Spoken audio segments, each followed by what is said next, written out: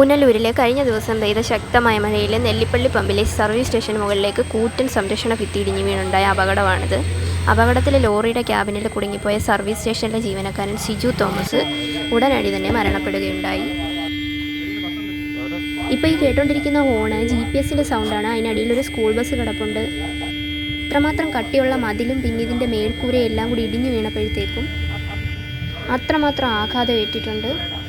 ഈ തറയിൽ പതിച്ചിരിക്കുന്ന മേൽക്കൂര ഒരു സ്കൂൾ ബസ്സിൻ്റെ മുകളിലാണെന്ന് നമുക്ക് കണ്ടു കഴിഞ്ഞാൽ വിശ്വസിക്കാൻ പറ്റത്തില്ല. കാരണം അടിയിലൊരു സ്കൂൾ ബസ് കിടപ്പുണ്ടെന്ന് തന്നെ നമുക്ക് അത്ഭുതത്തോടെ ചിന്തിക്കാൻ കഴിയത്തുള്ളൂ. ഈ കാണുന്നത് ലോറിയുടെ ഫ്രണ്ട് വശമാണ്. മൊത്തം തവിട് പൊടിയായിട്ടിരിക്കുക. ലോറിയുടെ ഫ്രണ്ട് വശം ഫുള്ള് പോയിട്ടുണ്ട്.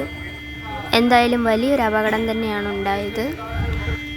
ഈ ഒരു അപകടം കണ്ടു കേട്ടിറങ്ങിയ പിന്നെ നമ്മളെല്ലാവരും ഓർത്തെടുക്കുന്നത് ശിരൂരിൽ മണ്ണിടിച്ചിൽ മരണപ്പെട്ട അർജുനെയാണ്. ലോറിയുടെ ക്യാബിനിൽ കുടുങ്ങിപ്പോയ അർജുൻ്റെ അവസ്ഥ അതുപോലെ തന്നെയാണ് ഈ ലോറി ഡ്രൈവറുടെ അവസ്ഥ. വളരെ ദാരുണമായ